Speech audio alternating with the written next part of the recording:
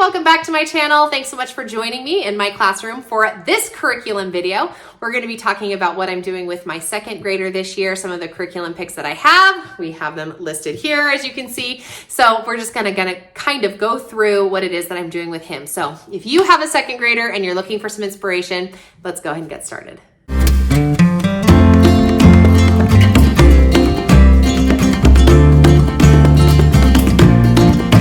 All right, so if you are looking for all of the subjects that I'm going to be doing with my kids, then this will be a good place to start. And then you're going to want to go over and check out my family school video, because that's going to include what we'll be doing for the rest of the school time that we are together. So one of the things that I did not include is read alouds and that kind of thing, because I am still, truth be told, gathering some of the stuff that we're going to be doing for this upcoming school year. But I did want to film this video and get it out to you since the school year is almost started. So whenever it is that you're watching this video, hopefully some of the things I've picked will be helpful for you. So here we go. So we're going to start just with the language arts department. So this video is going to cover essentially just language arts and math. Those are the two things that my kids do independently as their grade level work. So the first thing that I grabbed for this year is 5 in a Row. This is book 3, volume 3. And I have done 5 in a Row, volume 1 a couple of times, whatever I could find at the library. I just kind of would intersperse it into our curriculum here and there. We had a few favorites, but overall I didn't really do the whole book. We just kind of picked through. So when I was trying to find curriculum for my second grader and fourth grader, I decided that we were going to do 5 in a Row for both of them. And I picked the volume 3 because I could get the whole set all together. Rainbow Resource actually collected all of the books for me and then the curriculum book, so I just could buy it as an entire kit. So I now have all of the books for volume 3 and then of course this curriculum guide. So I know that 5 in a Row can be seen as a, comprehensive curriculum because they have social studies and a little math work and a little dabbling of all of the subjects. But I'm not going to really do it that way. We're just going to read the books and then do the activities in the various subjects, but I'm just going to put it all under the umbrella of language arts in this kind of like a book study would be. Last year we did a lot of book studies with my fourth grader, so this will be an addendum to that. I'm just going to include it with my second grader. So 5 in a Row is resource number 1. Then this big box that he's going to be doing is Happy Cheetah. And we went with level 2 this year. Now, when I was looking at it, so Happy Cheetah has 3 levels, I think, maybe 4. But anyway, so last year we did level 1, and I was debating about jumping up to level 3 this year with Happy Cheetah because I was like, well, my son's a pretty solid reader. He's definitely a much better reader now than he was at the beginning of the year. And so I kind of was in this space of like, I don't know if I want to hold him back, when I feel like he's ready to really excel and move forward. I debated about going to BJU Press, which is like a phonics and writing program. And I've done BJU Press level 2 with my other 2 children. And so I kind of was thinking maybe I'll do that.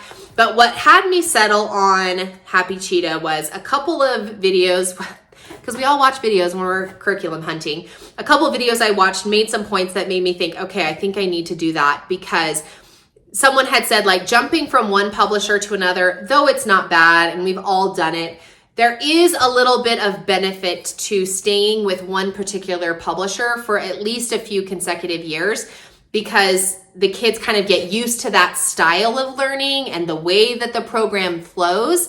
So then they kind of continue to build on what they've done in previous years versus, starting with Happy Cheetah, then going to BJU Press, then jumping over to Abeka, all of which are good curriculums, but unfortunately sometimes that you feel like you have gaps in your studies, which is exactly what I have with my current 7th grader, is that if you watched all of the years that we've been homeschooling him, it's just kind of been like, we're just flying by the seat of our pants. We're trying to figure it out. I mean, he reads, he writes, he knows grammar. I feel like we're not failing, but it's definitely felt like a struggle as opposed to just a flow, if that makes sense. So with those thoughts in mind, I decided to go sequentially through Happy Cheetah. I really enjoyed the subject matter last year. I was a little bit concerned about the reading because they have, little readers that they make. They're not books, they're not like classics or anything like that. They're just little readers that the kids read. And as you progress through the program, they're a little bit more in depth, but these are just really simple readings that my son could just fly through. So that was one of my hesitations. Like, I don't know if I really want to do that. When you go to level 3, they actually have like books that the kids read. But anyway, I just was like, I don't know. So that's why we coupled it with 5 in a row. Cause I was like, okay, cool. Now we'll have a reading kind of thing. And then this is really more, it is reading, but anyway, so there's that. It comes with 2 workbooks. So you have workbook 2, that's this red one. We've got workbook 2, and then we have workbook 3. So there are videos, you can go and see what other people think about these. I will do my own review, of course, because that's, what I do on my channel. So I'll open the box and show you what it kind of looks like and all the things in a different video.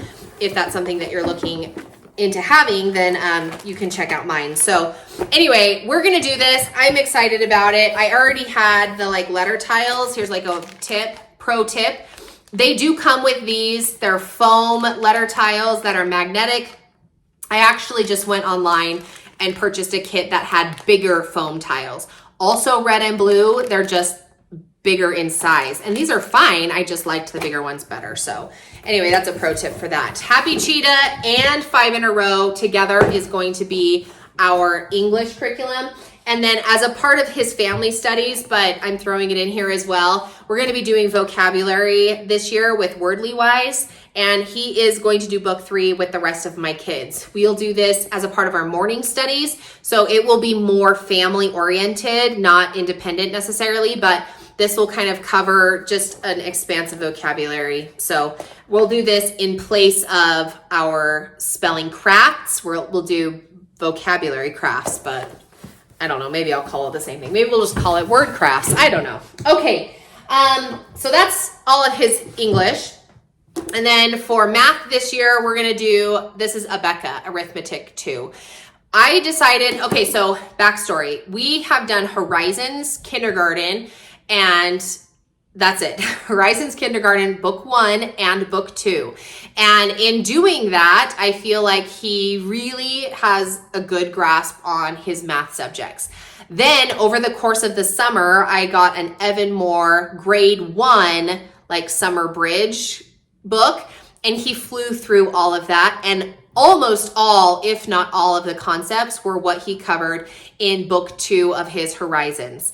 I have always known, and if you don't know, then pro tip, Horizons is an accelerated math program. I've noticed that with all of my kids. My oldest went through the Horizons curriculum through grade 3, and it was sluggish. It was hard at the end of grade 3 because they really do go pretty quick through the various concepts, and before you know it, you're multiplying in the end of first grade. It's not that bad, but it feels really intense. And I remember we were jumping into fractions and I was like, oh my gosh, I'm not ready for fractions. We're barely finishing multiplication. So all that being said, I did put my youngest in Horizons through his kindergarten / first grade year. Now that we're going into this second grade year, I'm going to move him into an Abeka program. And when I was thumbing through this book, it really was a good build off of what we did in the Horizons kindergarten level, or level K, whatever you want to call it. So, of course, I love that it's colorful. That's one of the reasons why I picked it, is because I cannot buy a workbook that doesn't have color. I'm allergic to it or something. But we do go through this. It does kind of go into some multiplication. As you can see with that, you multiply 10s and 5s, 0s and 1s and 2s. So anyway, it's going to be we'll just go through this at his pace. There are 180 lessons in here, so the chances of us getting through even 100 of them are pretty slim, but we're going to try. No, we'll do 100, but certainly not all 180. So this will actually carry us through the summer of next year, and then we'll see where we're at the end of that year. So that's that. And then the last thing, I'll just throw it here at the end of this video in case, you know, you don't see my family video, then you'll know. We are doing science as a family. He's going to be doing geography with the rest of the family. I have a whole bunch of resources that I've built and created and we're doing for that. So that'll be kind of his history work. I'm also considering to purchase, it's a Little Thinkers unit study. The creator has called it Little Thinkers. Karen Jones is the name of the creator, and the shop is On Teachers Pay Teachers.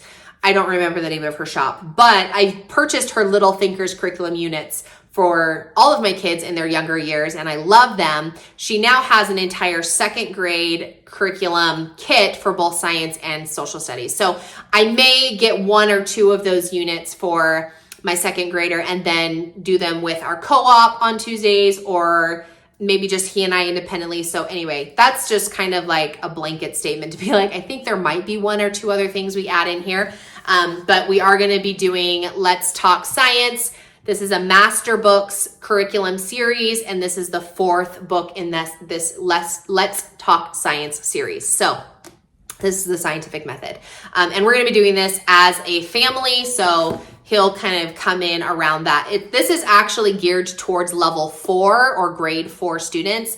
Again, as a second grader, and he's a very young second grader because he's a fall birthday. So we just kind of go in at his level and he does what he can, and then we kind of supplement from there as needed. So there you go. That's all we're doing for my second grader this year. I'm going to actually go back and watch what I picked for my second graders in their years, in years past, and just kind of see like how similar are we, how far away. I'm pretty sure none of this did I purchase for my other grades levels. So we've come a long way, and we've kind of dipped our toes into a lot of different curriculums. But that's the fun thing about homeschooling, is that every year is a little bit different. In the public school realm, you teach from the same book year after year, class period after class period, and it gets really redundant, and sometimes you lose the magic of teaching because you're always teaching the same exact stuff year after year. So I do like switching it up and doing something different for my kids each year, but it is interesting to go back and see,